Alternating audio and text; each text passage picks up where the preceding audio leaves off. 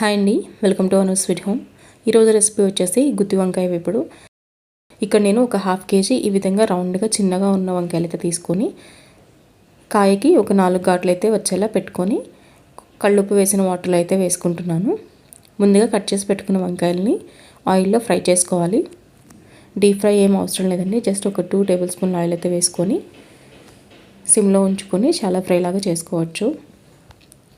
కాయలన్నిటిని వేసిన తర్వాత ఒకసారి మొత్తం బాగా కలుపుకొని మూత పెట్టి ఒక 5 నిమిషాలు అటు ఇటు తిప్పుకుంటూ మగ్గించుకోవాలి. ఈలోపు ఇంకొక కడాయిలోకి మసాలాకు కావాల్సినవన్నీ కూడా ఫ్రై చేసుకుందాము.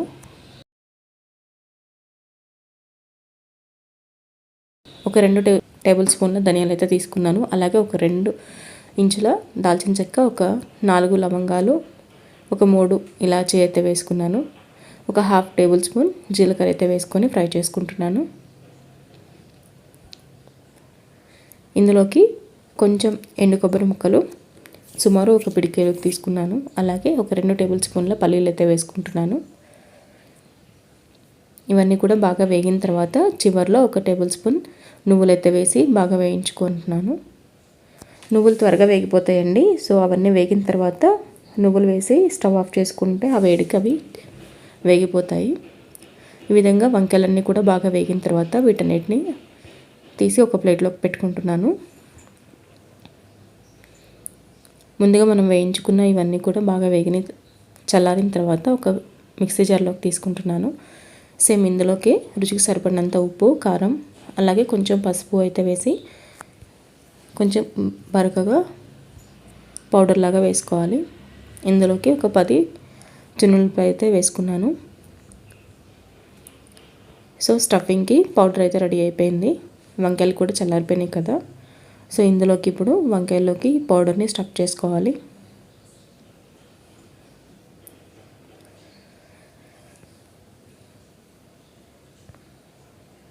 ఈ విధంగా కాయలన్నిటిలోకి పౌడర్ పెట్టిన తర్వాత మిగిలిన పౌడర్ని మనం ఫైనల్గా కర్రీలో అయితే వేసి ఫ్రై చేసుకోవచ్చు.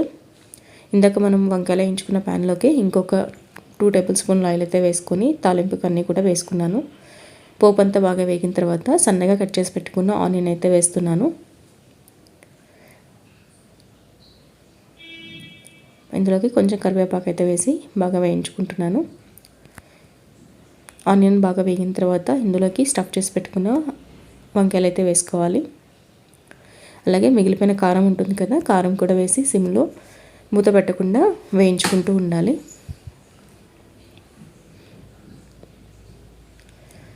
అంతే అండి, ఒక 5 నుంచి 10 నిమిషాలు బాగా వేయించుకున్న తర్వాత ఫైనల్గా ఇందులోకి కొత్తిమీర అయితే వేసుకుంటున్నాను. ఈ ఫ్రై అనేది రైస్లోకి చాలా బాగుంటుంది.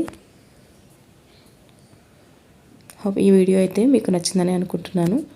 ఇలాంటి మరెన్నో రెసిపీస్ కోసం అను స్వీట్ హోమ్ని సబ్స్క్రైబ్ చేసుకోండి. Thank you for watching.